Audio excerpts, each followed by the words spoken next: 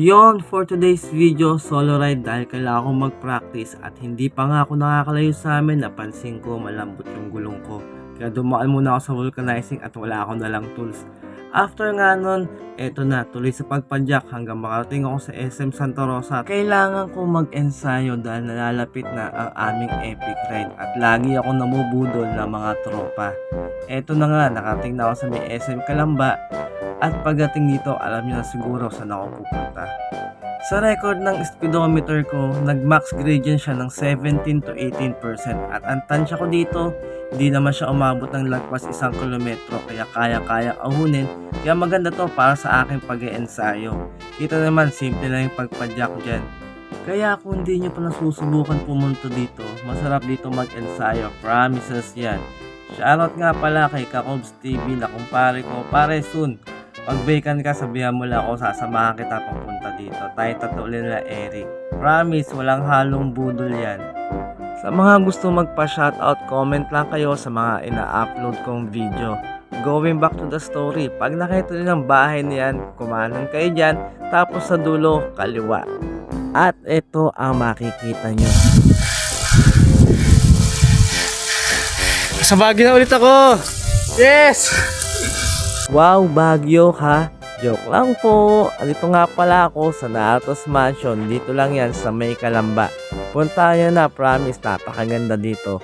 After ko nga magpahinga at mag soft drinks, eto, bumaba na kagad ako at pupunta ako sa isang surprise birthday party. Syempre, doon na rin ako magla-lunch dahil gutom na rin ako niyan.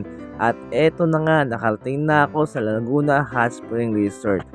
At pagpasok ko, halos kompleto na lahat sila. Ayun, sumasa na tayo. Pastor Chris. Thank you sa pag-invite. Si Madam, Budoan. Wala pa? Uy, si Batman, Master. Hey, good morning, Master. Akala mo natampun ko sa kali. Sir Noel, good morning po. Good morning.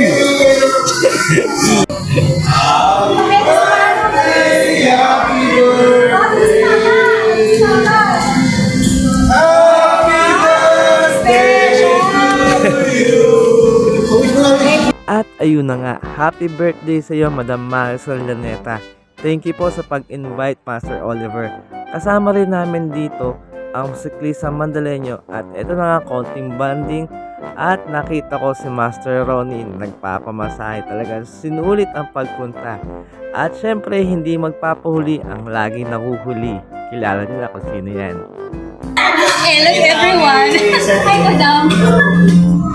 Bike battle yung nakalagay. Para pag dito naka-Alfonso.